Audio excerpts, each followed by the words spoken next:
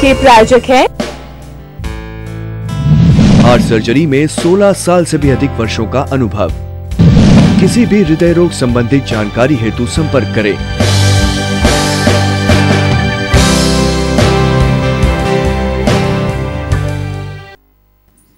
नमस्कार, आपका 24 news plus के लाइव शो मैडी टॉक में मैं आपकी होस्ट ओदो शिल्पा नेगी एक बार फिर से बहुत बहुत स्वागत करती हूं। आप सभी दर्शक जानते हैं कि हमारे शो की खास बात है सिर्फ आपसे हेल्थ से रिलेटेड इश्यूज के बारे में हम बात करते हैं, आपकी हेल्थ से जुड़ी समस्याओं के बारे में कंसल्ट करते हैं और हर सप्ताह हमारे साथ एक खास डॉक्टर आपसे मुखातिब होते हैं स्टूडियो में, जो आपके साथ बात करते हैं और आपकी समस्याओं को सुलझाने की कोशिश करते हैं। आज एक खास मुद्दा लेकर हम आपके सामने आए हैं। आज हम सिर्फ और सिर्फ बात करेंगे महिलाओं से जुड़ी समस्याओं के बारे में। अब आप सोचेंगे महिलाओं से जुड़ी वो कौन से ऐसे हेल्थ इश्यू है जिसके बारे में हम बात करने वाले हैं। कहते हैं कि माँ का रूप सबसे बड़ा और सबसे सच्चा होता है, यानी कि माँ बनना एक गर्व की बात होती है हर एक महिला के लिए। लेकिन गर्भावस्था की जो अवस्था होती है वो जितनी सचेतक रहने के लिए जरूरी है उतनी ही बेहद खास है। उस ड्यूरिंग यानी गर्भावस्था के दौरान काफी सारी परेशानियां होती हैं जिनको महिलाएं झेलती हैं। वो परेशानियां क्या हैं और उस वक्त आप उन परेशानियों को कैसे कम रख सकते हैं, आज हम उन सब के बारे में बात करने वाले हैं। और इन सब के बारे में बात करने के लिए आज स्टूडियो में हमारे साथ मौजूद है गायनेकोलॉजिस्ट मनीषा छीटर। आपका बहुत बहुत स्वागत है मैम स्टूडियो। Thank you. आज मैम महिलाओं के बारे में बात करने वाले हैं और गर्भावस्था के दौरान जो समस्याएं शुरू होती हैं उन सब के बारे में हम बात करने वाले हैं। महिला का गर्भ धारण करना बहुत प्राउड की बात है, लेकिन उसके बाद जो 9 महीने वो समस्याएं झेलती हैं वो सिर्फ एक महिला ही समझ सकती है। और आज उसी को लेकर हम यहाँ पर बैठे हैं और उस बारे में बात करने वाले हैं। मेरा सबसे पहला सवाल आपसे गर्भावस्था की सूचना के बारे में है। जब एक महिला गर्भ धारण करने वाली होती है तो कैसे कंफर्म हो कि उसने गर्भावस्था धारण कर ली है? क्योंकि जैसे कि हमने सुना है कि मेंस्ट्रुएशन यानी कि ऋतुस्राव के 10 या 15 दिन बाद आपको कंफर्मेशन होता है। उस बारे में पहले मैं आपसे डिटेल जानना चाहूँ। जी बिल्कुल। जब यदि किसी महिला को ये पता है कि उसका महीना इस तारीख पे आना था और वो उस तारीख पे ना आया जी, तो आप या तो उस दिन या उसके 3-4 दिन बाद अपना एक यूरिन प्रेगनेंसी टेस्ट कर सकते हैं, जो आजकल बहुत इजीली अवेलेबल होता है मार्केट में। एक किट अवेलेबल होती है, उसमें आप अपने यूरिन की 3-4 ड्रॉप डालते हैं। अगर उसमें सिंगल लाइन आता है, सिंगल रेड लाइन, इसका मतलब यूपीटी इज नेगेटिव, यानी प्रेगनेंसी टेस्ट नेगेटिव है, प्रेगनेंसी नहीं है। अगर उसमें 2 लाइन आता है तो इसका मतलब UPT is positive, pregnancy test positive, you are pregnant. ठीक है। कई बार क्या होता है कि कुछ पेशेंट्स ऐसे होते हैं उनका 4 या 5 दिन में यूपीटी पॉजिटिव आ जाता है, पर कुछ पेशेंट्स ऐसे होते हैं कि वो प्रेग्नेंट होते हैं पर उनका यूपीटी नेगेटिव आता है, यानी 2 लाइन नहीं आती है। तो उसमें घबराने की बात नहीं है। पेशेंट को आप काउंसिल कर सकते हो कि आप 10 दिन वेट करिए। अगर उस 10 दिन के बाद आप दोबारा रिपीट करते हैं अपना यूरिन प्रेगनेंसी टेस्ट, अगर वो नेगेटिव आए तो आप फर्दर इवेल्युएशन कराइए, क्योंकि आप प्रेग्नेंट नहीं है। पर अगर वो उस टाइम पॉजिटिव आ जाता है, it means you are pregnant. तो ऐसा क्यों होता है? एक चीज होती है डिलेड कंसेप्शन, यानी कंसेप्शन जो हमारा अंडाशय जो अंडा निकाल रहा है और जो बीज वो मिलके जो बनाता है वो अभी डिले हो गया है इम्प्लांटेशन में। इम्प्लांटेशन यानी वो बच्चेदानी में आने से थोड़ा समय लग गया है उसको, इस वजह से वो पॉजिटिव नहीं आया, उसने वो जो हार्मोन्स होता है एससीजी वो नहीं निकाला, इसीलिए वो डिले हो जाता है। इसे डिलेड कंसेप्शन बोलते हैं। पर इससे बच्चे पे या किसी प्रेगनेंसी की जो भी स्टेजेस होती है उस पर कोई खास फर्क नहीं पड़ता है। सिर्फ फर्क पड़ता है इस चीज पे कि जो अगर किसी पेशेंट को पता है कि उसका महीने की तारीख ये थी, उससे हम लोग उसका डिलीवरी का तारीख निकलते हैं, बस उसमें फर्क पड़ता है और किसी चीज पे कोई फर्क नहीं पड़ता है। तो आप अगर चाहें तो आप जिस दिन आपका महीना का पीरियड होना चाहिए था और वो मिस हो गया है, आप उस दिन यूपीटी कर सकते हैं, वो पॉजिटिव आएगा। उस दिन नहीं आता है तो आप 7 दिन बाद या 10 दिन बाद रिपीट कर लीजिए, उससे आप कंफर्म कर सकते हैं कि आप प्रेग्नेंट हैं या नहीं। अच्छा, मेरा एक और सवाल है कि गर्भावस्था जब धारण की जाती है, ये 99% महिलाओं के साथ होता है कि जब 3 महीने निकल जाएंगे तब हम डॉक्टर के पास जाकर कंसल्ट करेंगे। उसके शुरुआती दिनों में they don't need to go to doctor. ऐसा क्यों है? ये बहुत कॉमन है actually. Developing countries like India, इसमें क्या होता है कि माँ के ऊपर ज्यादा ध्यान नहीं दिया जाता है। अगर पेशेंट प्रेग्नेंट है, हाँ बस बच्चा आ रहा है घर में, सबको पता है कि बच्चा 3-4 महीने में पूरा बन जाता है, तो वो भागते हैं कि 3 महीना हो गया, चलो अब सोनोग्राफी कराई जाए तो बच्चा देखा जाए कि वो ठीक है कि नहीं। पर दिस इज रॉन्ग, ऐसा नहीं होना चाहिए, क्योंकि प्रेगनेंसी जो है एक फिजियोलॉजिकल कंडीशन है जिसका माँ और बच्चे दोनों हमारे लिए इम्पोर्टेंट है कि माँ की कंडीशन भी ठीक होनी चाहिए। माँ ठीक होगी तभी बच्चा ठीक होगा। तो इसीलिए ये जो मिथ है इसको हटाना पड़ेगा। जैसे ही आपको पता चलता है कि आपका यूपीटी पॉजिटिव है, आपको तभी डॉक्टर को कंसल्ट करना चाहिए। अच्छा, इस बीच में आपको पता है मुझे एक टेंडेंसी याद आई कि एक भ्रम फैला हुआ है महिलाओं के घर में जो बड़े बुजुर्ग क्या कहते हैं, जब तक 3 महीने कंफर्म नहीं हुआ किसी को कुछ बताने की जरूरत नहीं है। और ये जो छुपाने का जो तरीका है ना, यही डॉक्टरों के साथ भी लागू कि आप डॉक्टर्स को भी कुछ मत बताइए, अभी सोनोग्राफी मत कराइए, कुछ मत कराइए, एक प्राइवेसी रखिए, नहीं तो क्या होता है अबॉर्शन हो जाता है, मिसगैरेज हो जाता है। इतनी बड़ी एक वहम की बात है ना, वो लोगों में बहुत ज्यादा फैली। जी बिल्कुल सही कह रहे हैं आप। मैंने भी कई लोगों से सुना है कि हमने इसलिए नहीं बताया वरना बच्चा खराब हो जाएगा। जी, किसी को बताने ना बताने से बच्चा खराब नहीं होता है। यदि बच्चा खराब होता है तो या तो माँ के अंदरूनी कोई खराबी है, बच्चेदानी में कोई खराबी है, या फिर बच्चा ही खराब है, सही से बना नहीं है। इसका किसी को बताने ना बताने से कोई फर्क नहीं पड़ता है। ठीक है, तो इस सबसे अच्छा है कि अगर माँ प्रेग्नेंट है, आपको यूपीटी पॉजिटिव आ गया, आप सीधे डॉक्टर से कंसल्ट करिए। जो भी परेशानी होगी वो उस टाइम डिटेक्ट हो जाएगी और उसका इलाज टाइम पे हो जाएगा। तो इस टाइप के जो अबॉर्शंस हो रहे हैं उसका रेट कम हो जाएगा। अबॉर्शन की बात से मुझे याद आई कि मार्केट में कुछ कॉन्ट्रासेप्टिव पिल्स मिलती हैं जिनका आजकल कहा जाए एक तरह से कि बहुत ज्यादा मिसयूज होता है। वो बाद में कितना भविष्य में उनके लिए खराब होता है जो इसका यूज करते हैं। बिल्कुल, बहुत से मैंने यहाँ पे ही देखा है कि लेडीज प्रेग्नेंट हो जाती हैं, कॉन्ट्रासेप्शन यूज नहीं कर रही हैं, प्रेग्नेंट हो रहे हैं बार बार हर 3-4 महीने में, और अपने आप मेडिकल स्टोर से जाके एमटीपी किट ले आते हैं, काउंटर जाकर लाने की। बिल्कुल, वो लेके आ जाते हैं, उसे खा लेते हैं, फिर उसके कुछ कॉन्सिक्वेंसेस होते हैं कि रिटेन प्रोडक्ट्स रह गए, पूरा साफ नहीं हुआ, फिर डॉक्टर के पास आते हैं। सबसे गलत बात तो ये है कि कभी भी कोई भी दवाई बिना किसी डॉक्टर के प्रिस्क्रिप्शन से नहीं लेनी चाहिए। और इसमें हम माहिर हैं। बिल्कुल, उसमें तो इंडिया के लोग माहिर हैं। तो आजकल हम लोग प्रिस्क्रिप्शन से कुछ नहीं लेना चाहते। वो डॉक्टर के 200 रुपए की फीस बचा लेते हैं। बिल्कुल, ये ट्रूली आप बिल्कुल सही कह रही हैं। मैं हर बार अपने शो में ये चीज कहती हूँ कि हम लोग बहुत समझदार हैं, हम पैसे बचाने में ज्यादा बचाने में, भले उसके बाद उनमें जो कॉम्प्लिकेशंस होते हैं उसको ट्रीट कराने के लिए वो 5-6 हजार रुपए खर्च कर देंगे, पर वो 200 रुपए नहीं दे सकते। This is very wrong. आपको जब भी एमटीपी भी लेना है तो आप डॉक्टर के बिना प्रिस्क्रिप्शन के नहीं लेना चाहिए, क्योंकि उसके बहुत सारे कॉम्प्लिकेशंस होते हैं। सबसे इम्पोर्टेंट ये है कि अगर कोई प्रेग्नेंट हुआ है उसको अपना सोनोग्राफी कराना चाहिए। जैसे आपने सुना होगा कि बच्चा जब बनता है तो वो बच्चेदानी में ठहरता है। बिल्कुल, कुछ ऐसे केसेस होते हैं कि वो बच्चेदानी में ना ठहर के जो नलियां होती हैं, बच्चा उसमें ठहर जाता है। तो पेशेंट्स क्या करता है कि हमारा तो 3-4 दिन चढ़ गया, चलो अब दवाई ले ली जाए, हम तो प्रेग्नेंट है, दवाई ले लेते हैं। दवाई ने अपना काम किया, हल्की फुल्की स्पॉटिंग हुई, पर बच्चा पूरा नहीं गिरा। क्यों? क्योंकि वो बच्चा बच्चेदानी में था ही नहीं, वो बच्चा तो ट्यूब में था। अब वो बच्चा 10-15 दिन और बढ़ा और वो ट्यूब फट गई, उसे बोलते हैं एक्टोपिक प्रेगनेंसी। ट्यूब फट गई और मरीज की हालत हो जाती है खराब, फिर उसमें ऑपरेशन ही करना पड़ता है, जिसमें मरीज को बहुत ज्यादा खून भी चढ़ाना पड़ता है। तो एक तो ये वजह है जो गलत है, नहीं करना चाहिए। जब भी आप प्रेग्नेंट हो, आपको बच्चा चाहिए हो चाहे ना चाहिए हो, सोनोग्राफी एक जरूर कराएं, ये देखने के लिए कि जो बच्चा है वो बच्चेदानी में ही पनप रहा है, कहीं गलत जगह तो नहीं पनप रहा। ये दूसरा ये कि अगर आप एमटी पिल लेते हैं जी, तो अपनी पहले कुछ जांचें होती हैं, वो आप जरूर कराएं, बेसिक इन्वेस्टिगेशंस, क्योंकि एमटीपी पिल इतनी हैवी ड्रग्स होती हैं कि हमारी बॉडी पे उसके नेगेटिव इम्पैक्ट्स बहुत ज्यादा होते हैं। मैंने अभी तक के अपने पूरे जो मेरा कैरियर है 6 साल का, उसमें मैंने 2 पेशेंट्स देखे हैं जो पेशेंट को एनाफाइलेक्टिक रिएक्शंस हो गए, यानी उन्होंने किसी डॉक्टर से पूछा नहीं, मेडिकल स्टोर से ले लिया, मेडिसिन ले लिया, खा लिया। एक उसमें 2 मेडिसिन होती है, मीफी और मीजोप्रेस्टोल। मीजोप्रेस्टोल उसने ले लिया, 4 गोलियां एक साथ ले लिया, उसको एनाफाइलेक्टिक रिएक्शंस हुआ, इचिंग हुआ, एरिथमेटिक रैशेस, यानी पूरे शरीर पे चकते बन गए, उसका पूरा शरीर सूज गया, उसकी स्थिति इतनी खराब हो गई कि उसको मुंह में ट्यूब डालना पड़ा और हमें 7 दिन तक उसे आईसीयू में भर्ती करना पड़ा, तब उस मरीज की जान बच पाई। यदि वो मरीज हमारे पास समय पे नहीं आती तो हम उसे नहीं बचा पाते। तो ये रिएक्शंस भी होते हैं, इसीलिए किसी भी डॉक्टर के प्रिस्क्रिप्शन के बिना अपनी जांचें कराए ये मेडिसिन नहीं लेनी चाहिए। तीसरा, एमटी पिल आप लेते हो तो आपने सोचा कि कोई बात नहीं, बच्चा हो रहा है, गिराते चले जाओ, पर ये नहीं सोचते कि हमारे शरीर पे उसका कितना नेगेटिव असर पड़ता है। किस किस पे? हमारे लिवर पे, हमारी किडनी पे, हमारी बच्चेदानी पे, इन तीनों पे बहुत ज्यादा असर पड़ता है।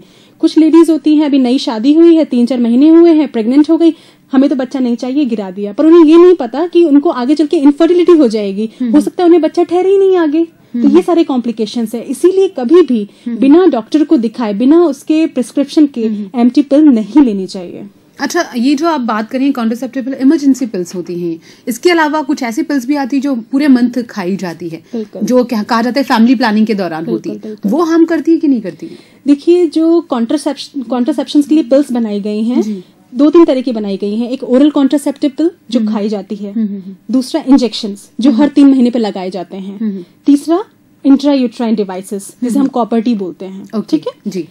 इन सब में हार्मोन्स होते हैं। जैसे सबसे पहले बात की जाए कॉन्ट्रासेप्टिव पिल्स की, जो 21 दिन की होती है, उसमें ईस्ट्रोजन और प्रोजेस्टेरोन हार्मोन दोनों होते हैं। जैसे हमारे जो अंडाशय होते हैं वो हार्मोन्स रिलीज करते हैं। तो वो जो पिल्स हैं उसमें भी हार्मोन्स होते हैं, पर बहुत लो लेवल पे होते हैं कि जितना रिक्वायर्ड है बॉडी के लिए, जो हार्मफुल इफेक्ट ना दे वो रिलीज करती है। तो उससे बॉडी में एज सच कोई इफेक्ट नहीं होता।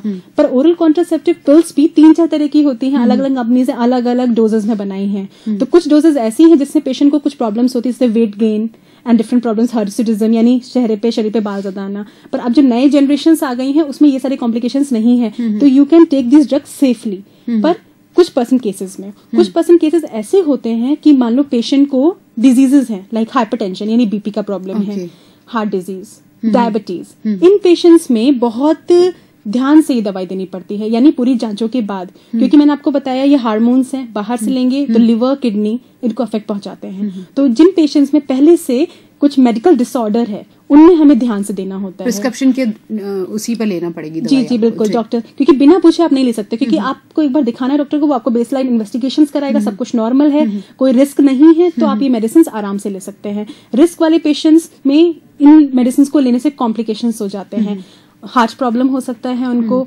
Cardiovascular diseases like vessel problem. And जिस वेसल प्रॉब्लम में मैं ये कहना चाहूंगी, जैसे आपने सुना होगा खून का थक्का जम जाना, और वो थक्का जम के दिल में चला जाना, सिर में चला जाना, ये सारे कॉम्प्लिकेशंस हो जाते हैं हाई रिस्क पेशेंट में। हर किसी में नहीं, कुछ नंबर कम है, पर हाई रिस्क पेशेंट्स में होता है। पर जब भी आप लेना चाहो इन ड्रग्स को तो प्लीज पहले डॉक्टर्स का प्रिस्क्रिप्शन लीजिए, अपने आप को इन्वेस्टिगेट कराइए। अगर आप लो रिस्क में हैं तो आप आराम से ले सकते हैं। मेरे पास ऐसे बहुत सारे सवाल है आपके, लेकिन मेरा अब एक जो सवाल है वो गर्भावस्था शुरुआती दिनों से मैं करना चाहूंगी कि जैसे कि आपने कहा कि हम लोग लापरवाह रहते हैं जब 3 महीने कंसीव हो जाते हैं, उस वक्त हमें क्या चीजों का ध्यान रखना पड़ता है गर्भवती महिला के लिए? जी बिल्कुल, सबसे पहले मैं ये कहना चाहूंगी कि अगर आप ये सोच रहे हैं कि आपको अब बच्चा चाहिए, तो उससे पहले एक बार आप डॉक्टर से जाके जरूर मिलिए। उसे बोलते हैं प्री कॉन्सेप्शनल काउंसलिंग। अगर आपने कंसीव ना किया हो उस दौरान, उससे पहले कि आपने अब सोचा कि हाँ हमें बच्चा चाहिए, हम बच्चे के लिए ट्राई करेंगे, फैमिली प्लानिंग कैसे, राइट, बिल्कुल। तो उस टाइम आप डॉक्टर से जाके मिलिए। उस काउंसलिंग को हम लोग बोलते हैं प्री कंसेप्शन काउंसलिंग। उसमें क्या इंपॉर्टेंट है? उसमें इंपॉर्टेंट ये है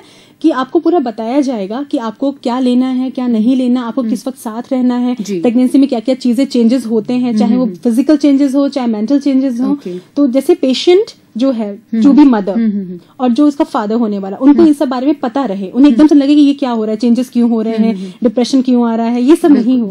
तो इसीलिए सब होना जरूरी है। दूसरा इम्पोर्टेंट ये है कि पेशेंट्स क्या करते हैं कि आपने देखा होगा प्रेग्नेंट हो गए, डॉक्टर को नहीं दिखाया, उन्होंने सोचा कि 3 महीने का हो जाएगा, बच्चा बन जाएगा, तब सोनोग्राफी कंफर्मेशन हो जाए पहले। बिल्कुल, 3 महीने हो गए, 3 महीने से महीना नहीं आया, हाँ अब बच्चा है, चलो सोनोग्राफी कराते हैं, ठीक है। इसमें गलत क्या है? इसमें गलत ये है, आपको पता होगा कि 3 से 4 महीने में बच्चे के अंग बन जाते हैं। पूरे अंग बनने में 20 हफ्ता लगता है, जो एकदम पूरे अच्छे से बन चुके होते हैं, ठीक है। तो कई बार आपने सुना होगा कि बच्चे की रीढ़ की हड्डी में छेद है, ये सारी बीमारी से हम लोग न्यूरल ट्यूब डिफेक्ट बोलते हैं। तो ये सब चीजें होती है, क्यों होती है? क्योंकि आपने जो फर्स्ट 3 मंथ्स थे प्रेगनेंसी के, उसमें आपने फॉलिक एसिड नहीं लिया। तो इसीलिए प्रेगनेंसी का ये first 3 month is very important. जब भी आपको पता चले आपका यूपीटी पॉजिटिव है, आप डॉक्टर से जाके मिलिए। डॉक्टर आपके बेस्ड इन्वेस्टिगेशंस कराएगा और आपको मेडिसिन प्रिस्क्राइब करेगा। फर्स्ट ट्राइमेस्टर यानी फर्स्ट मंथ जब आपको गए हो, यूपीटी पॉजिटिव हुआ है, तब से 13 वीक्स तक यानी 3 मंथ्स तक डॉक्टर आपको फॉलिक एसिड का टैबलेट देता है। फॉलिक एसिड का क्या फायदा है? फॉलिक एसिड जो बच्चा बन रहा है, पहले बच्चे की धड़कन आ रही है, फिर उसकी हड्डियां बन रही, रीढ़ की हड्डी बन रही है, फिर उसके अंग बनेंगे। फॉलिक एसिड क्या करता है? न्यूरल ट्यूब डिफेक्ट एक ऐसी बीमारी है जो बच्चे के स्पाइन में पाई जाती है। आपने नॉर्मल लैंग्वेज में सुना होगा कि बच्चे के स्पाइन में छेद था, रीढ़ की हड्डी में छेद था। तो ये चीजें होती है। अगर आप किसी मरीज को फॉलिक एसिड देते हो, सबसे अच्छा ये है कि प्रेगनेंसी से पहले से देना शुरू कर दें। पर अगर आप नहीं दे पा रहे हैं तो जैसे ही प्रेगनेंसी डिटेक्ट होती है, आप तभी फॉलिक एसिड देना शुरू कर दीजिए। उससे क्या होगा? न्यूरल ट्यूब डिफेक्ट्स जो हो रहे हैं उसका चांसेस एकदम रिड्यूस होकर 0 हो जाएगा, यानी बेबी एकदम सेफ रहेगा। उसको हम लोग बचा सकते हैं न्यूरल ट्यूब डिफेक्ट होने से। अच्छा, मेरा एक सवाल आपसे और है कि गर्भावस्था के दौरान आपने बोला कि 3 महीने के टाइम हम लापरवाही कर देते हैं और 3 महीने निकलने के बाद हम डॉक्टर के पास जाते हैं, डॉक्टर कंसल्ट करते हैं और ये प्रॉब्लम्स आती हैं। लेकिन उसके बाद इन 3 महीनों के बाद फिर सबसे ज्यादा अवेयरनेस कब चाहिए, कब जागरूक रहना पड़ता है आपको? देखिए, मैं तो सबसे पहले ये कहूंगी कि अगर कोई पेशेंट प्रेग्नेंट है, यूपीटी पॉजिटिव आया है, तो पहली बात तो मैं इसको पेशेंट नहीं कहूंगी, क्योंकि माँ बनना इज नॉर्मल फिजियोलॉजिकल प्रोसीजर। ये ग्रामेटिकल वर्ड भी गलत यूज कर रहे हैं, बिल्कुल सही, ठीक है। तो वो पेशेंट नहीं है, it's very normal physiological condition. पर ये है कि हमारे शरीर में जो चेंजेस आ रहे हैं उसकी वजह से माँ का जो ऑर्गन्स है, दिल, लिवर एंड किडनी, इन सब में चेंजेस होंगे। वो चेंजेस बेरेबल हो सकते हैं, नॉन बेरेबल। बेरेबल यानी पेशेंट में जो चेंजेस आ रहे हैं वो उसे बेयर कर पा रही है, कोई कॉम्प्लिकेशंस नहीं है।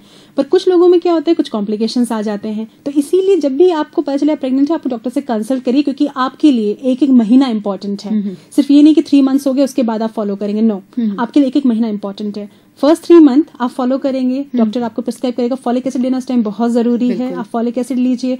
उस टाइम आयरन कैल्शियम नहीं दिया जाता, क्योंकि बच्चा का ऑर्गन बन रहा है, उस पर नेगेटिव इम्पैक्ट हो सकता है। ऑल्दो जो स्टडीज हुई है अभी तक किसी ने प्रूव नहीं किया है ये, पर फिर भी शुड नॉट बी गिवन। कोई हैवी एंटीबायोटिक नहीं देना चाहिए, बस फॉलिक एसिड और सपोर्टिव ट्रीटमेंट आप दे सकते हो, ठीक है।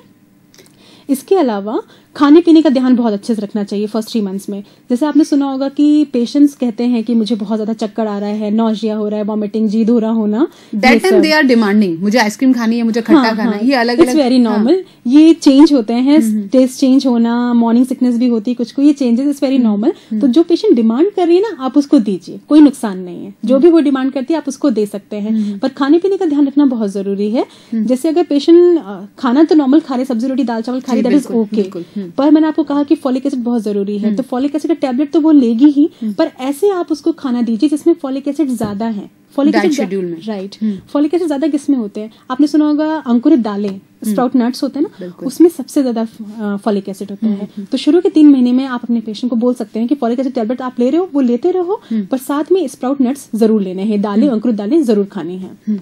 अच्छा, ऐसा बहुत बार होता है कि जो वॉमिट की प्रॉब्लम होती है तो लेडीज मना कर देती कि हम कुछ खाना नहीं चाहती क्योंकि हमें बार बार उल्टी आ जाती, तो क्या उल्टी की वजह से अपने डाइट शेड्यूल को चेंज कर देना चाहिए, ऐसा कुछ है? देखिए, इसे बोलते हैं मॉर्निंग सिकनेस। होता क्या है मॉर्निंग सिकनेस का मतलब ये नहीं कि सिर्फ ये सुबह ही हो रहा है, होता क्या है, कभी भी हो सकता है। होता क्या है, मॉर्निंग सिकनेस नाम इसलिए दिया गया है कि पेशेंट जब सुबह उठता है तब उसको सबसे ज्यादा नौजिया, वॉमिटिंग लगता है, उसी वक्त उसको चक्कर आना, ये सब प्रॉब्लम्स होती है जो धीरे धीरे सही हो जाती है। इससे बचने के लिए मेडिसिन तो आपको मिल ही जाएगी, मेडिसिन तो आप ले लोगे, पर अपना कुछ चेंजेस आपको करने पड़ेंगे। चेंजेस क्या, एक तो आपको प्रॉपर स्लीप लेनी है, प्रॉपर स्लीप लोगे, एग्जर्शन नहीं होगा तो इसके चांसेस कम होते हैं। दूसरा, सुबह उठते ही, even before brushing your teeth, brush करने से पहले you have to eat something, कुछ खा लो। होता क्या है, रात भर हम सो रहे हैं, हमने तो रात में खाना खा लिया, हमें रिक्वायरमेंट नहीं है, पर जो बच्चा है उसको हर 2 से 3 घंटे में कुछ चाहिए। तो रात भर हम सो रहे हैं, बच्चे को कुछ मिला नहीं, वो अपनी माँ से ले रहा है, in morning he is demanding.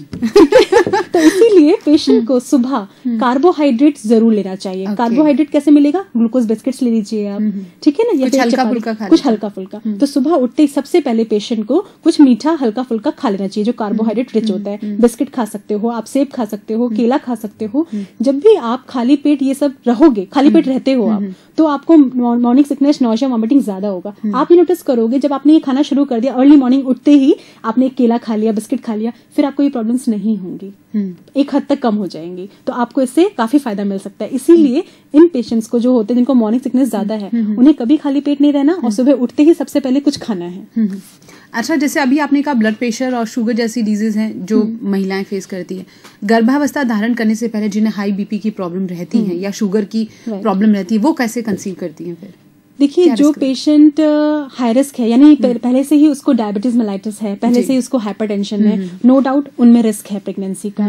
पहली बात तो डायबिटीज के पेशेंट्स जो होते हैं, प्रेगनेंसी कैरी करने में ही उनको प्रॉब्लम होता है, कंसीव ही नहीं कर पाते। इनकेस कंसीव करते हैं तो जो उनका प्रेगनेंसी का पीरियड होता है, जो नॉर्मली 9 मंथ्स होते हैं, उनके लिए वो बहुत ही टेंशन वाला पीरियड बन जाता है। क्यों? क्योंकि पहले से ही हमारे शरीर में इतने चेंजेस हो रहे हैं, हाइपरटेंशन हो गया, डायबिटीज, जिसकी वजह से हमारे ऑर्गन्स कॉम्प्रोमाइज्ड हैं। प्रेगनेंसी हो गई, उसके से और कॉम्प्रोमाइज हो गए, जिसकी वजह से क्या होते हैं, कुछ कॉम्प्लिकेशंस होते हैं। जैसे फर्स्ट 3 मंथ में अबॉर्शन हो सकता है, अबॉर्शन हो गया, ठीक है। अगर बेबी कंटिन्यू करता भी है, तो जिन पेशेंट्स में डायबिटीज होता है, उन पेशेंट्स में न्यूरल ट्यूब डिफेक्ट, यानी बच्चों में जो रीढ़ की हड्डी होती है उसकी परेशानी मिलती है, या फिर आपका कुछ एजेनेसिस होती है, वो हो जाती है। तो कई सारे कॉम्प्लिकेशंस होते हैं। जो हाइपरटेंशन के पेशेंट्स होते हैं उनमें क्या होता है कि 4th-5th मंथ में, शुरू में तो थोड़ा कैरी कर रहे हैं, वो इतना बीपी नहीं बढ़ा, 4th-5th मंथ के बाद उनका बीपी बढ़ जाता है, उनकी यूरिन में प्रोटीन निकलने लगता है, उसको हम लोग बोलते हैं प्री इक्लैम्शिया। अब प्री इक्लैम्शिया को भी डिवाइड किया गया है 2 चीजों में, प्री इक्लैम्शिया विद सीवियर फीचर्स और without severe features. Without severe features का मतलब ये है कि पेशेंट्स का बीपी बढ़ा हुआ है पर इस लेवल तक कि वो उसे कॉम्प्लिकेट नहीं करेगा, और एसोसिएटेड फीचर जो आपका विद कॉम्प्लिकेशंस है उसमें बीपी 160-110 से ऊपर चला जाता है और कॉम्प्लिकेशंस एसोसिएटेड होते हैं। उसमें क्या खतरा होता है, अगर किसी पेशेंट्स का बीपी 160-10 से ऊपर है, प्रोटीन बहुत ज्यादा आ रहा है यूरिन में, उन पेशेंट्स में झटके आने के खतरे होते हैं। आपने सुना होगा कि मरीज 8 महीने प्रेग्नेंट थी, उसे झटके आ रहे हैं, झटके आने के बहुत खतरे होते हैं, इसे बोलते हैं एक्लैम्शिया, और इसके बहुत कॉम्प्लिकेशंस होते हैं। बहुत सारे मरीजों के सिर की नसें फट जाती हैं, किसी का लिवर फेल हो जाता है और मरीज की मृत्यु भी हो जाती है। तो इसीलिए हमें डायबिटीज और हाइपरटेंशन जिन पेशेंट्स में है उनको बहुत ही अच्छे से काउंसिल करना होता है, और थ्रू आउट प्रेगनेंसी उनका बहुत ध्यान रखना पड़ता है। ध्यान कैसे रखेंगे, एंटीनेटल केयर की वजह से। एक एंटीनेटल केयर यानी वो केयर जो हम एक प्रेग्नेंट लेडी को, जब उसे पता चला यूपीटी पॉजिटिव हो, उसको देते हैं कब तक, जब तक उसका प्रसव यानी लेबर पेन शुरू ना हो जाए। तो ये केयर हमें देना बहुत जरूरी है, और इसका यही फायदा है कि जो हाई रिस्क केसेस हैं यानी डायबिटीज वाले, हाइपरटेंशन वाले, थायराइड वाले, उनके लिए बहुत फायदेमंद है।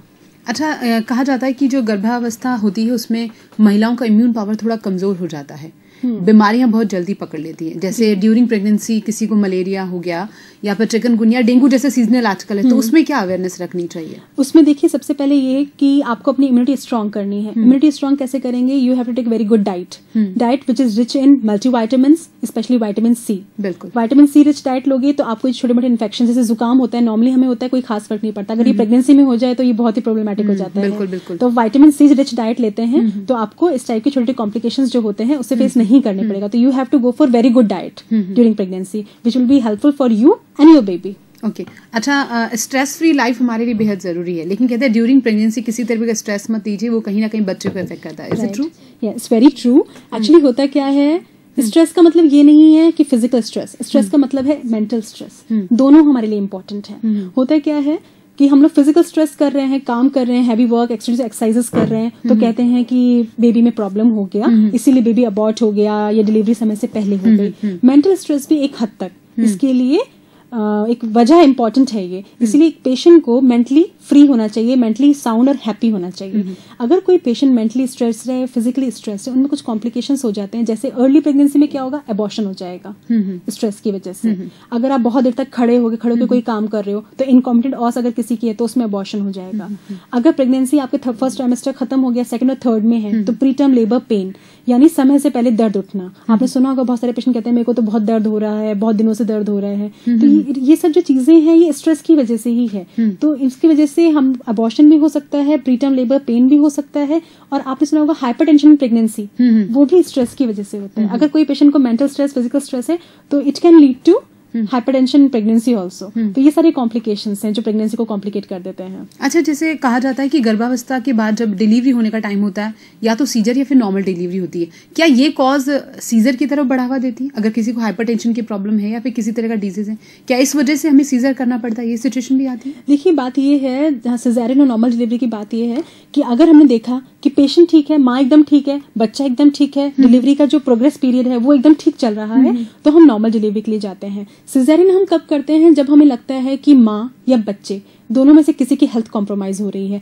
यानी कोई ऐसी चीज जिससे माँ को नॉर्मल डिलीवरी बेयर नहीं कर सकती, या कोई ऐसी चीज कि बच्चा बेयर नहीं कर सकता। जैसे माँ का क्या हो सकता है कि माँ बेयर डाउन नहीं कर पा रही है, या उसका माँ का जो पेल्विस है वो बहुत छोटा है, बच्चा निकल ही नहीं पाएगा उसमें से। बच्चे में क्या हो सकता है बच्चा ट्रांसवर्स लाई हो जाए, उसका सिर नीचे नहीं है, टेढ़ा हो जाए, उसमें नहीं हो सकता। बच्चा यदि बहुत कमजोर है या बच्चा कॉम्प्रोमाइज हो रहा है। कॉम्प्रोमाइज का मतलब क्या है कि बच्चे को जो ऑक्सीजन, जो न्यूट्रिएंट्स माँ से मिल रहे हैं वो नहीं मिल पा रहे हैं, तो उस टाइम बच्चे की धड़कन खराब होने लगती है, जिसे हम बोलते हैं फीटल डिस्ट्रेस। यदि ऐसी कंडीशन है तो हमें ऑपरेशन के लिए लेना पड़ता है, क्योंकि अगर हम उसमें नॉर्मल डिलीवरी का वेट करेंगे तो बच्चा तो खत्म हो जाएगा, तो इसीलिए हमें ऑपरेशन करना पड़ता है।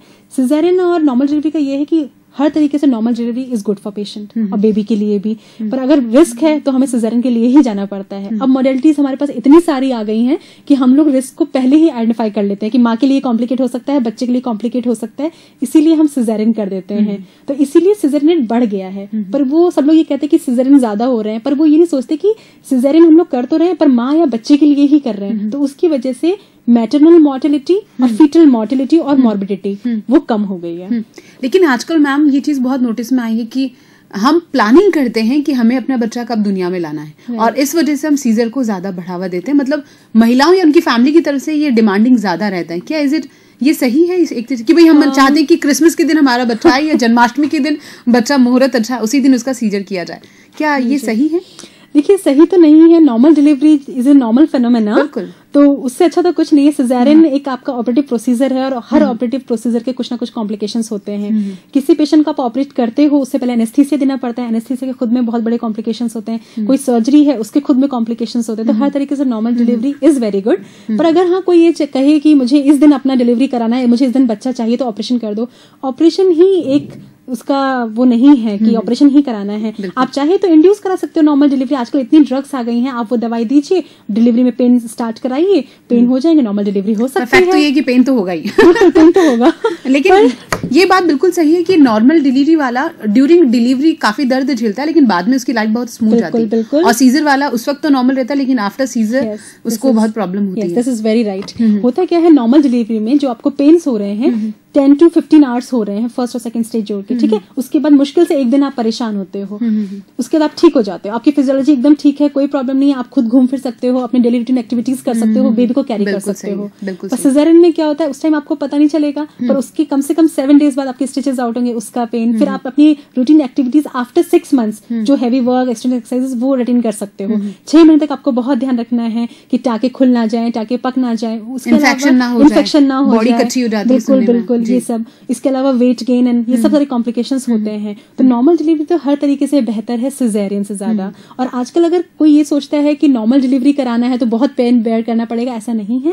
एपिड्यूरल एनेस्थीसिया एक आ गया है पेनलेस डिलीवरी के लिए, आप आराम से वो लगवाइए और अपना पेनलेस डिलीवरी कराइए। मतलब उससे पेन नहीं होगा? पेन नहीं होगा। अच्छा। या फिर होगा भी तो इतना होगा कि आप बेयर कर सकते हैं, बहुत ज्यादा नहीं होगा। जी अच्छा, मेरा एक और सवाल है आपसे।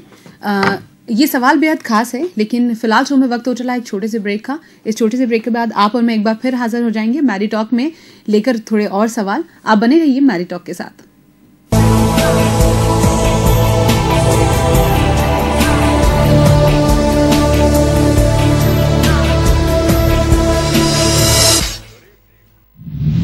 जायडस हॉस्पिटल्स अहमदाबाद गर्व करता है डॉक्टर संदीप अग्रवाल के साथ जुड़ने पर। हार्ट सर्जरी में 16 साल से भी अधिक वर्षों का अनुभव। मुंबई के प्रमुख संस्थान से अपनी कार्डियक सर्जरी की ट्रेनिंग लेने के बाद इंग्लैंड में उच्च सर्जिकल ट्रेनिंग के लिए 6 साल गुजारे। FRCS और UK स्पेशल बोर्ड्स सर्टिफिकेशन की उपलब्धि हासिल की। एडल्ट स्पेक्ट्रम में सभी प्रकार की कार्डियक सर्जरी का गहन अनुभव। रीडू सर्जरीज में विशेष कुशलता। Doctor Sandeep Agarwal, Zydus hospital. किसी भी हृदय रोग संबंधित जानकारी हेतु संपर्क करें।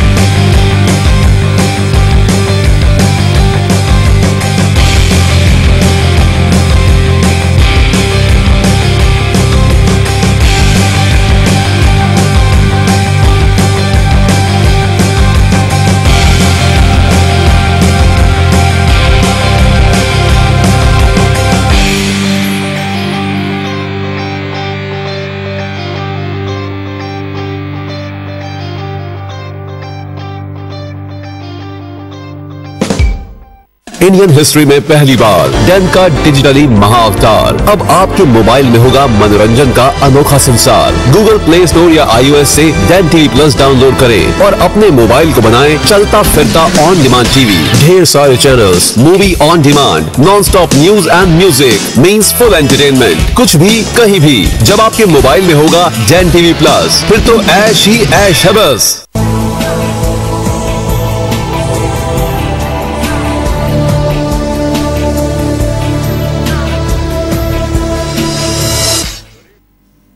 इस छोटे से ब्रेक के बाद शो में आपका एक बार फिर से बहुत बहुत स्वागत है। मैं हूं आपकी होस्ट ओदो शिल्पा।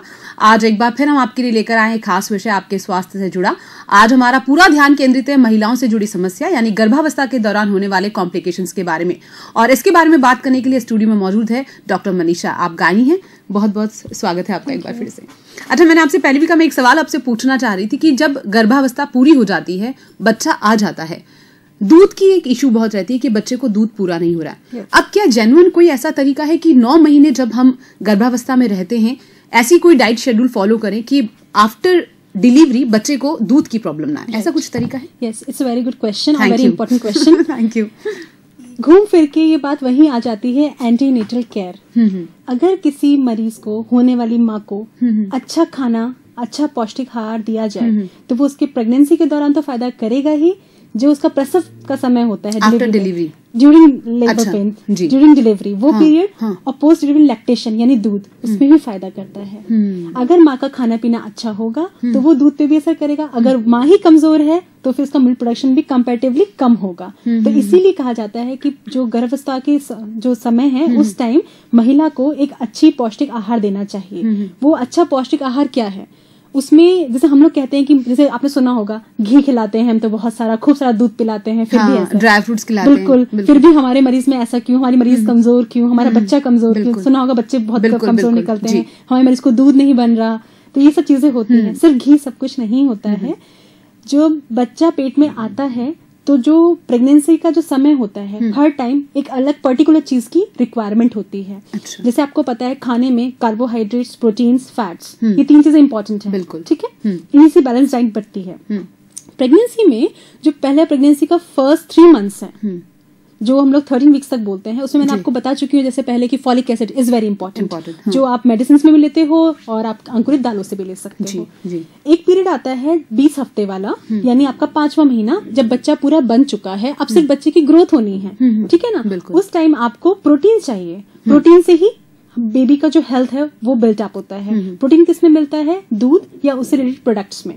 तो मिल्क प्रोडक्ट्स लेने हैं आपको। इसके साथ दाल, जो सबसे ज्यादा जरूरी है। दाल का मतलब ये नहीं कि सिर्फ पीली दाल, जैसे बहुत लोग कहते हैं कि मैं बोलती हूँ कि आपको दाल खानी है, दाल खाना शुरू करिए, मुझे पीली दाल पसंद नहीं। दाल का मतलब पीली दाल नहीं होता है, छोला, काले चने, उड़द, मसूर, राइट, ये सब दाल में आता है। तो अगर आपको पीली दाल नहीं पसंद, आप ये दाल खा सकते हैं, पर दाल लेना बहुत जरूरी है।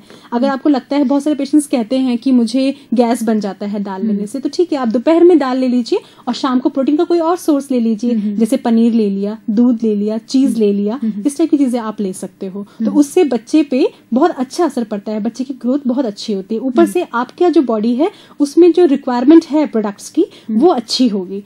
जहां तक फैट्स की बात है, फैट्स में ये है कि आप जितना प्रेगनेंसी से पहले ले रहे थे उतना ही ले सकते हो। स्पेशली प्रेगनेंसी में फैट्स का कोई ऐसा रोल नहीं होता है, जितना बेसिक रिक्वायरमेंट बिफोर प्रेगनेंसी है उतना ही है। इंपॉर्टेंट बस कार्बोहाइड्रेट्स होता है, प्रोटीन होता है, क्योंकि वो आपको और आपके बेबी को बिल्टअप कर रहा है।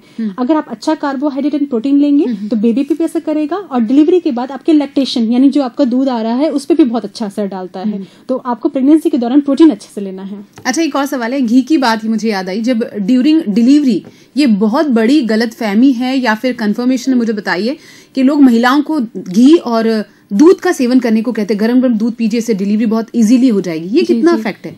इसमें बिल्कुल भी सच्चाई नहीं है।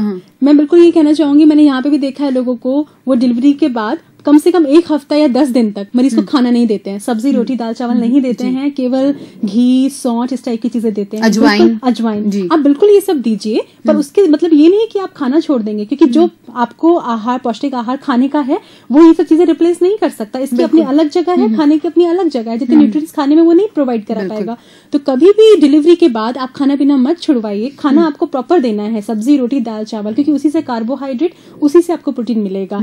बाकी जो आपका घी, इसकी जितनी रिक्वायरमेंट है आप वो 2 या 3 चम्मच से पूरी कर सकते हो। इसका मतलब ये नहीं कि आपको पूरा डिब्बा भर के इसको घी खिलाना है। तभी तो कंप्लेन होती है कि आफ्टर डिलीवरी मेरा वेट बढ़ गया है, तो आपने इतना घी खाया तो पुट ऑन तो होगा ही। बिल्कुल, हम लोग उस चीज को इग्नोर कर देते हैं। बिल्कुल, और ये बिल्कुल गलत मिथ है कि आप ज्यादा घी खाएंगे तो डिलीवरी बहुत ईजी होगी। नहीं, डिलीवरी का घी से कोई रिलेशनशिप नहीं है।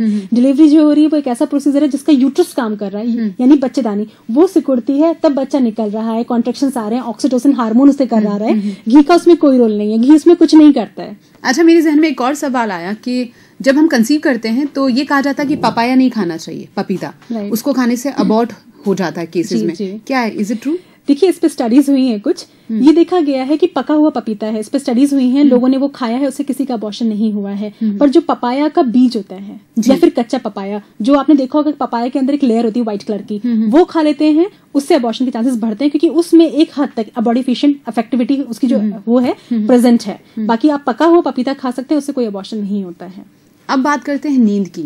अगर एक इंसान रूटीन में ढंग से नींद नहीं लेता तो पूरा रूटीन उसका डिस्टर्ब रहता है। और जब महिलाओं की बात करते हैं, आप एक गर्भ में शिशु को पाल रहे हैं, तो आपके लिए तो बहुत जरूरी है सोना। तो महिलाओं के लिए रेस्ट कितना जरूरी है? रेस्ट बहुत इंपॉर्टेंट है। एक्चुअली एक पेशेंट खुद को कैरी कर रहा है, फिर उसके पेट में बेबी है जो उसी से सारे न्यूट्रिएंट्स ले रहा है, तो उस वजह से पेशेंट को थकान बहुत जल्दी होती है, तो उसको रेस्ट बहुत जरूरी है।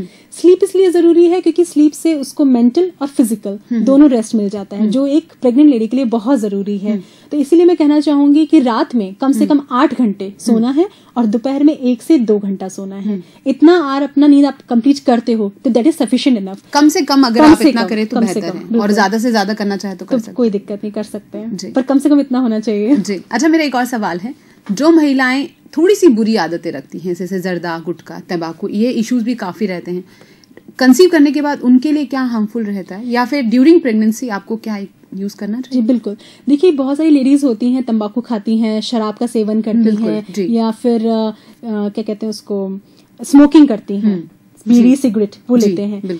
इन सब का नेगेटिव इफेक्ट होता है, इन सब में कैफीन होता है, अल्कोहल का खुद के नेगेटिव इफेक्ट्स हैं, जिसकी वजह से अबॉर्शन होने के चांसेस होते हैं। बच्चे में मल्टीपल ऑर्गन का एब्नॉर्मलिटी हो सकता है, जैसे कहते हैं कि बच्चे में कोई ना कोई खराबी होना, तो इन सब चीजों पर असर करता है। सबसे इंपॉर्टेंट है अबॉर्शन। तो इसीलिए जैसे आपको पता चले कि आप प्रेग्नेंट हैं तो आपको ये सब चीजें छोड़नी है।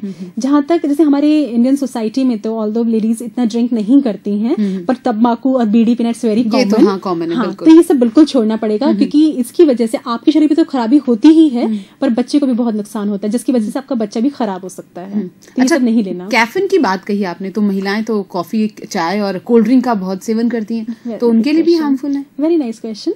देखिए, again thank you so much. Actually जो कैफीन है टी और कॉफी दोनों में पाया जाता है, इसीलिए कहते हैं एक हद तक कॉफी पीना ठीक है। एक हद तक का मतलब 75 ml per day. Excess everything is bad, अगर ज्यादा लेंगे तो फिर एक्सेस इज बैड। तो आप 75 ml पर डे आप कैफीन ले सकते हो, यानी इन फॉर्म ऑफ कॉफी और टी, वो आप ले सकते हो, वो सेफ है। पर इससे ज्यादा आप लेते हो तो वो हार्मफुल होगा, तो 75 ml तक आप ले सकते हो। अच्छा, मेरा एक और सवाल है, जब हम कंसीव करते हैं, सोनोग्राफी को लेकर एक बहुत बड़ा वहम है कि ज्यादा सोनोग्राफीज नहीं करवानी चाहिए, बच्चे को इफेक्ट पड़ता है, ये वाकई में सही है? नहीं, ये गलत है। जो बच्चे को हार्म करता है वो होता है एक्सरे, और एक्सरे हम प्रेगनेंसी में कराते नहीं है। जो सोनोग्राफी है वो जो रेज है वो सेफ है, क्योंकि वो बच्चे के थ्रू पास होके जा रही हैं, वो ना मदर को अफेक्ट करती है ना बेबी को। तो आप जितना चाहे उतना सोनोग्राफी करा सकते हैं, पर बहुत ज्यादा कराने की जरूरत नहीं होती है।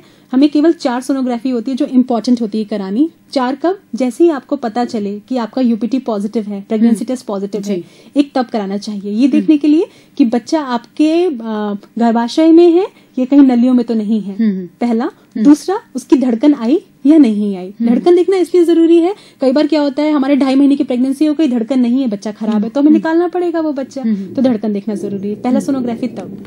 दूसरा सोनोग्राफी कब? जब 11 से 12 हफ्ते का बच्चा हो जाता है, उसे बोलते हैं एंटी स्कैन। उसमें हम लोग बच्चे का जो न्यूक्लियर थिकनेस है वो देखते हैं, इससे हमें पता चल जाता है कि बच्चे में कोई जेनेटिक एब्नॉर्मलिटी तो नहीं है, तो वो रूल आउट हो जाती है। तीसरा स्कैन हम कब कराते हैं? 5th मंथ में, यानी 20 वीक्स पे। 20 वीक से 24 वीक तक आप वो करा सकते हो। उस समय क्यों कराते हैं? क्योंकि उस टाइम बच्चे के सारे अंग अच्छे से बन चुके हैं, तो आपको ये देखना है कि बच्चे के किसी अंग में कोई खराबी तो नहीं है, तो इसीलिए आपको वो कराना जरूरी है। अब लास्ट आता है अल्ट्रासाउंड, जो हम कराते हैं 9th मंथ में, यानी लास्ट ट्राइमेस्टर। वो क्यों कराते हैं? ये देखने के लिए कि बच्चा जो है वो अच्छे से बना हुआ है, उसके सारे अंग अच्छे से बने हैं, उसकी धड़कन ठीक चल रही है, जो आंवल नाल यानी प्लेसेंटा है वो ऊपर है, नीचे तो नहीं है, दूसरा जो बच्चे के आसपास पानी है वो ठीक है कि नहीं, क्योंकि इन सब का डिलीवरी में पता होना बहुत जरूरी है। क्योंकि यदि पानी बहुत कम होगा तो डिलीवरी नॉर्मल होना बहुत खतरनाक हो सकता है। आमल नाल अगर नीचे होगी तो नॉर्मल डिलीवरी होने के चांसेस बहुत कम हो जाते हैं, फिर सिजेरियन करना पड़ता है। तो डिलीवरी कैसे नॉर्मल होनी है या सिजेरियन हो सकती है, इससे हमें पता करने के लिए एक लास्ट मंथ में एक सोनोग्राफी कराना जरूरी है। तो 4 सोनोग्राफी होना जरूरी है, 4 तो आपको करानी ही है। अच्छा, मेरा एक सवाल और है आपसे, ये बहुत गंभीर सवाल है। ड्यूरिंग प्रेगनेंसी क्या इंटरकोर्स को लेकर, हस्बैंड वाइफ के रिलेशंस को लेकर क्या अवेयरनेस होनी चाहिए? देखिए, इसमें तो मैं ये कहना चाहूंगी, intercourse during pregnancy is very very safe. बहुत सारे लोगों को प्रॉब्लम होता है कि करें ना करें, डॉक्टर से पूछने में हिचक होती है, पर मैं ये कहना चाहूंगी ये बिल्कुल सेफ है प्रेगनेंसी में। सिर्फ आपको ध्यान कब रखना है, जब आपका जो बनने वाली माँ है, जो पेशेंट है, उसमें कुछ रिस्क है। रिस्क जैसे उसके पहले 3-4 अबॉर्शंस हो चुके हैं, उसको लास्ट प्रेगनेंसी थी वो अपने आप अबॉर्ट हो गई, अपने आप स्पॉटिंग हो गई, ब्लीडिंग स्टार्ट हो गई, या फिर उसकी आंवल नाल नीचे है जिसमें कभी भी ब्लीडिंग हो सकता है। तो इस टाइप के रिस्क होते हैं जिसमें आपको नहीं करना, वरना आप कभी भी इंटरकोर्स कर सकते हैं। पर फिर भी आपको ध्यान रखना है कि जो शुरू के 3 महीने होते हैं उसमें इंटरकोर्स ना किया जाए, क्योंकि उस टाइम बच्चा बहुत नाजुक होता है, हल्के से चिपका होता है बच्चेदानी से, तो वो खराब होने का खतरा होता है। एक बार वो पीरियड निकल जाए उसके बाद आप आराम से इंटरकोर्स कर सकते हैं। अच्छा, मेरा एक सवाल ये भी है कि जो महिलाएं विवाह कर लेती हैं, शादी कर लेती है, उसके बाद एक प्लानिंग पे चलती है कि नहीं अभी हम 3 साल फैमिली प्लानिंग नहीं करेंगे, 4 साल नहीं करेंगे, तो एक आइडियल एज, हालांकि गवर्नमेंट ने तो 18 साल के बाद बता दी है, लेकिन फिर भी शादी के बाद आपको कितने टाइम का गैप रखना चाहिए? क्या ऐसा कोई टाइम है, एज है जिसके बाद डिलीवरी या प्रेगनेंसी को लेकर कोई कॉम्प्लिकेशंस रहते हैं? देखिए, जो गवर्नमेंट ने 18 ईयर्स बनाया है ये बिल्कुल सोच समझ के एकदम सही बनाया है, क्योंकि इस टाइम जो लेडी होती, लड़की होती है, वो फिजिकली फिट होती है, अपने आप को संभाल सकती है, और मेंटली भी वो उस लेवल तक चली जाती है, सोच सकती है, अपने आप को संभाल सकती है। तो इसीलिए वो मैरिज का एज रखा गया है। कंसीव वो उसके बाद भी कर सकती है, कभी भी 19 या 20 में, पर वो सेफ इसलिए नहीं है क्योंकि उस टाइम कहा जाता है, कहते हैं ना कि कच्ची लड़की है, तो ये बात होती है। इसीलिए फिजिकली प्रिपेयर नहीं हुआ, भले आप मेंटली प्रिपेयर हो, ठीक है। इसीलिए ये मैं कहना चाहूंगी कि अगर आपका बेबी प्रिपेयर करना है, बेबी के लिए सोच रहे हो आप, तो फिर आप 25 के जब हो जाते हो, 25 और 30, ये सबसे अच्छा पीरियड है करने के लिए बेबी, क्योंकि 30 के बाद आप फिर 35 तक जाते हो, उस टाइम रिस्क बढ़ जाता है। क्योंकि रिस्क किस चीज का, कि बच्चे में एनोमली होने के चांसेस बढ़ जाते हैं। तो इसीलिए सबसे अच्छा पीरियड होता है 25 और 30 के बीच में कंसीव करने का। अच्छा, कहते हैं कि एक्सरसाइज हमें बहुत हेल्दी रखती है। ड्यूरिंग प्रेगनेंसी क्या एक्सरसाइज करनी चाहिए किसी तरह की? देखिए, एक्सरसाइज बिल्कुल कर सकते हैं, सेफ है प्रेगनेंसी में, पर वो डिपेंड करता है किस तरह की एक्सरसाइज। आप स्ट्रेनस एक्टिविटीज नहीं कर सकते हैं, हल्की एक्टिविटीज जैसे आप वॉक कर रहे हैं, आप बिल्कुल वॉक कर सकते हैं, माइल्ड एक्टिविटीज कर सकते हैं, हाथ और पैरों के जो लिम्ब मूवमेंट्स होते हैं वो कर सकते हैं। वो इसीलिए जरूरी है कि जैसे आपके जो जॉइंट्स हैं वो रिलैक्स हो जाएं, क्योंकि प्रेगनेंसी में वैसे ही इतनी सारी प्रॉब्लम्स होती हैं, बैक एक होना, इन सब से रिलीफ मिलेगा पेशेंट को अगर वो एक्सरसाइज करता है। पर हमें स्ट्रेनस एक्सरसाइज नहीं करनी है, लाइट एक्टिविटीज करनी है। दूसरा, प्रेगनेंसी में पेशेंट को मेंटली हेल्दी होना भी बहुत जरूरी है, तो इसलिए मैं कहूंगी मेडिटेशन भी करें, क्योंकि मेडिटेशन से उनका मेंटल हेल्थ बहुत अच्छा होगा। तो अच्छा, जो महिलाएं वेज और नॉनवेज की बात कर लेते हैं, खाना खाती हैं, वेजिटेरियन है या फिर नॉन वेजिटेरियन है, तो उनके लिए क्या ध्यान रखने लायक बात है? देखिए, वेजिटेरियन डाइट आप खा रहे हो तो आपकी जो बेसिक रिक्वायरमेंट्स हैं वो पूरी हो जाती हैं, पर फिर भी एक हद तक देखा जाए, मैंने आपको जैसे बताया कि 5th मंथ यानी 20 वीक्स के बाद बच्चे को प्रोटीन का बहुत जरूरत होता है। तो आप दूध, दही, लस्सी, छाछ ले रहे हो, मिल रहा है, पर उतना नहीं मिल पाता। इसलिए मैं कहूंगी कि उन पेशेंट्स को एग या फिर चीज, पनीर, ये सब अच्छे से लेना चाहिए। बाकी जो कम्युनिटी है जो नॉनवेज खा रही है उनमें तो प्रोटीन कमी होती नहीं, तो खूब मीट ले सकते हैं, कोई प्रॉब्लम नहीं है। पर फिर भी हमें ध्यान क्या रखना है नॉनवेज में, कि अगर आप नॉन वेजिटेरियन हैं तो आपको सी फूड नहीं खाना चाहिए, ठीक है ना। सी फूड इसलिए नहीं खाना चाहिए क्योंकि उसकी वजह से कई सारे रिएक्शंस हो जाते हैं जो मॉम और बेबी दोनों के लिए ही डेंजरस हो सकता है। तो सी फूड अवॉइड करना चाहिए। हेल्दी में क्या होता है, हेल्दी में आप चिकन ले सकते हैं, फिश ले सकते हैं। अच्छा, एक सवाल है मेरा कि ये हमेशा कहा जाता है कि महिलाएं अगर फिजिकल वर्क करती हैं तो नॉर्मल डिलीवरी के चांसेस ज्यादा रहते हैं। अब ये फितूर है या बात सच है? और जो महिलाएं फिजिकल वर्क ज्यादा नहीं करती उन्हें हमेशा सर्जरी करवानी पड़ती, सीजर ही बच्चा होता है, तो ये कितना फैक्ट है? नहीं, ये बिल्कुल गलत है, ऐसा नहीं है। पर हाँ, फिजिकल एक्टिविटी करनी चाहिए, बस मतलब ये नहीं कि आप फिजिकल एक्टिविटी कर रहे हो तो आपका नॉर्मल डिलीवरी ही होगा। फिजिकल एक्टिविटी इसलिए करनी चाहिए क्योंकि उससे आपके जॉइंट रिलैक्सेशन हो रहा है, आपकी मसल एक्टिव वर्क कर रही है, आपकी जो पेरिनियल मसल्स है वो काम कर रही हैं, तो वो हेल्दी होती, स्ट्रांग होती हैं, तो लेबर का पेन वो बेयर कर सकती हैं, इसीलिए जरूरी है। बस मतलब ये नहीं कि आप एक्सरसाइजेस कर रहे हो तो आपकी नॉर्मल डिलीवरी होगी, नहीं कर रहे हो तो सिजेरियन होगा, इट्स रॉन्ग। अच्छा, मेरा एक सवाल आपसे और भी है कि जब हम महिलाओं के लिए बात की जाती है कि गर्भधारण करने के इश्यूज रहते हैं और जिन दवाओं का वो सेवन करती हैं, क्या वो दवाएं सेवन करते वक्त अगर वो कंसीव हो जाता है, ऐसा कोई चांसेस रहता है कि वो दवाएं सेवन कर रही हैं प्रिकॉशंस की बट फिर भी कंसीव हो जाता है? Is it possible? देखिए होता क्या है, अगर वो गोलियां खा रही हैं कॉन्ट्रासेप्शन की, तो अगर वो गोली मिस करती हैं तो चांसेस होता है, पर वो डिपेंड करता है कि आपने कितनी गोलियां मिस की हैं। अगर आपने एक गोली मिस की तो उससे फर्क नहीं पड़ेगा, 2 मिस की है तो उससे एक हद तक फर्क पड़ेगा, पर आपने 3-4 दिन लगातार मिस कर दी है तो उससे सिग्निफिकेंटली फर्क पड़ेगा। तो अगर आप अपनी मेडिसिन छोड़ रहे हो बीच में तो आपको एक्स्ट्रा प्रिकॉशंस लेने हैं, जैसे आप कॉन्डम इस्तेमाल कर सकते हैं या इमरजेंसी पिल ले सकते हैं। इमरजेंसी पिल लेने से अच्छा आप कॉन्डम इस्तेमाल करिए, क्योंकि आप रेगुलरली पिल ले ही रहे हैं, पर आपको लगा किसी दिन 4 दिन आप नहीं ले पाए किसी वजह से, तो आप उन 4 दिनों में कॉन्डम इस्तेमाल करिए। अच्छा, जिन 4 दिनों में हमने दवाई नहीं ली है और महिला गर्भ धारण कर लेती है और उसके बाद भी फिर वो वापस पिल शुरू करती है, तो क्या उनका इफेक्ट उस बच्चे पे पड़ेगा? बिल्कुल पड़ेगा असर। होता क्या है कि पेशेंट को पता चल गया वो प्रेग्नेंट है, पर उसने टेस्ट नहीं किया, उसको लगा कि शायद हार्मोन्स लिए हैं उसकी वजह से मेंसेस नहीं है, और वो अपने मन से शुरू कर देती है दवाइयाँ। कॉन्ट्रासेप्टिव पिल्स जो होते हैं हमेशा 21 डेज के होते हैं। ये 21 डेज आप लेते हो, 7 डेज आपका ब्रेक पीरियड होता है जिसमें आपको मेंसेस हो जाते हैं। ठीक है, तो पेशेंट ने आपने स्टार्ट किया, उसे लगा उसने 4 दवाइयां छोड़ दी, तो उसने 21 गोली जो थी एक्स्ट्रा अपने मन से खा ली, पर जब वो छोड़ेगी उसे मेंसेस नहीं आया तो वो अपने मन से 7 दिन बाद दूसरा पत्ता स्टार्ट कर देती है। तो इससे बच्चे पे अगर कंसीव करती है तो असर पड़ सकता है, अबॉर्शन भी हो सकता है, पर उसके चांसेस होते हैं। पर कई बार क्या होता है, पेशेंट कंटिन्यू कर लेती है 1 महीना 2 महीना, तो एट द एंड वो खराब हो ही जाता है। अच्छा, आज आप स्टूडियो में आई और हमने इतनी सारी बातें की आपसे, महिलाओं की गर्भावस्था के बारे में, इतनी सारी समस्याओं के बारे में बात की। आप स्टूडियो में आई, बहुत बहुत शुक्रिया। Thank you so much. आज हमारे साथ डॉक्टर मनीषा थी, आप गायनेकोलॉजिस्ट हैं और उन्होंने हमारे साथ काफी सारी बातें की महिलाओं के गर्भधारण की अवस्था के बारे में, उन समस्याओं के बारे में भी जिनके बारे में हमें पता होना चाहिए। आज के लिए फिलहाल शो में इतना ही। अगले सप्ताह आपकी होस्ट उदो शिल्पा एक बार फिर मुखातिब होगी एक नए विषय के साथ और एक नए डॉक्टर के साथ। तब तक के लिए दीजिए मुझे इजाजत। नमस्कार।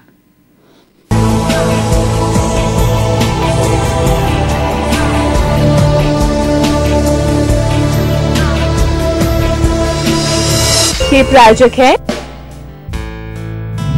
हार्ट सर्जरी में 16 साल से भी अधिक वर्षों का अनुभव। किसी भी हृदय रोग संबंधित जानकारी हेतु संपर्क करें